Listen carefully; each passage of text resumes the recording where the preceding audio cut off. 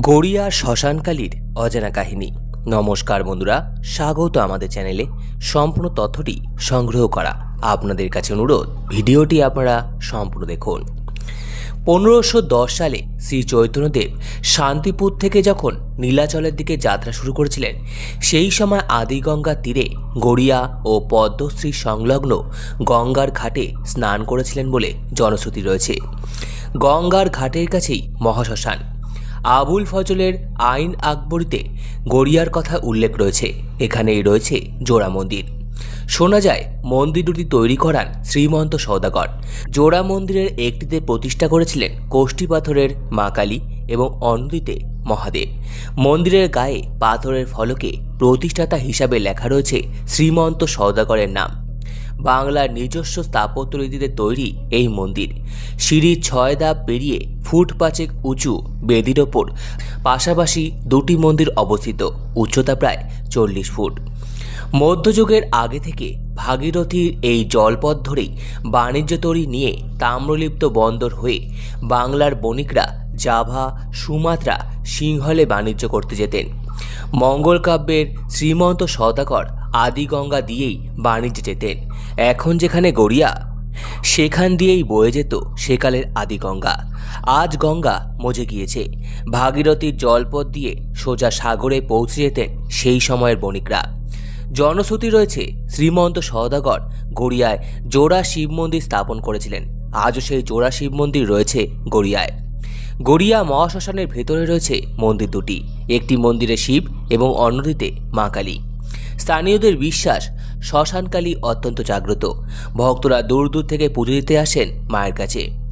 মন্দির দুটির অবস্থা জরাজীর্ণ হয়ে গিয়েছিল। রাজ্য সরকারের উদ্যোগে সংস্কার করা হয়েছে। শোনা যায় শ্রীমন্ত সওদাগর এখানে দুটি শিব মন্দির তৈরি করেছিলেন। তবে কালী মন্দির গড়ল কে? মা কালীর প্রতিষ্ঠাতাই বা কে? প্রচলিত রয়েছে এক কাহিনী। শোনা যায় এই মন্দির থেকে কোষ্ঠী পাথরের শিব চুরি গিয়েছিল। তখন এলাকা জুড়ে জঙ্গল ছিল, চোরের উপদ্রব ছিল। বহু খোঁজার পর যাদবপুরের কাছে চুরি যাওয়া শিবের সন্ধান পাওয়া যায়, কিন্তু শিবলিঙ্গ ফিরিয়ে আনা যায়নি। ওখানেই কোথাও আজও সেই শিবলিঙ্গ রাখা রয়েছে বলে জনশ্রুতি রয়েছে। তারপর থেকে জোড়া মন্দিরের একটি মন্দির ফাঁকাই থাকত। এক তান্ত্রিক সেখানে কালী মূর্তি প্রতিষ্ঠা করেন। পাঁচপোতার কৃষ্ণচন্দ্র সরকার নামে এক তান্ত্রিক থাকতেন। তিনি একদিন এসে বললেন তিনি ফাঁকা পড়ে থাকা মন্দিরটিতে মা কালীর মূর্তি স্থাপন করে পুজো করতে চান। সকলে সম্মত দিলে তিনি তান্ত্রিক মতে কালী মূর্তি প্রতিষ্ঠা করেন। প্রায় 125 বছর আগে কালী মন্দিরটি প্রতিষ্ঠা হয়েছিল। তান্ত্রিক নিজেই মূর্তি করতেন। আবার প্রতি বছর ভাদ্র মাসের অমাবস্যা তিথিতে পুরনো মূর্তি ভেঙে নতুন করে মূর্তি তৈরি করতেন। এভাবেই শিব মন্দিরে মা কালীর আগমন ঘটল। সেই তান্ত্রিকের মৃত্যুর পর একই উচ্চতার কোষ্ঠী পাথরের কালী মূর্তি এনে প্রতিষ্ঠা করা হয়েছিল। সেই মূর্তি আজও পূজিত হচ্ছেন। মূর্তিটি আশ্চর্য। দেবী কালিকার মাথায় খোপা, এক হাতে কাটা হাত এবং আরেক হাতে বাটি। মা শ্যামবর্ণা। মায়ের চোখে অপরূপ শান্তি রয়েছে। কালী পুজোর সময় অর্থাৎ কার্তিক অমাবস্যায় আজও এখানে দূর দূর থেকে তান্ত্রিকরা এসে ভিড় করেন। ভক্তদের বিশ্বাস এখানে মানত করলে সব মনস্কামনা পূরণ হয়।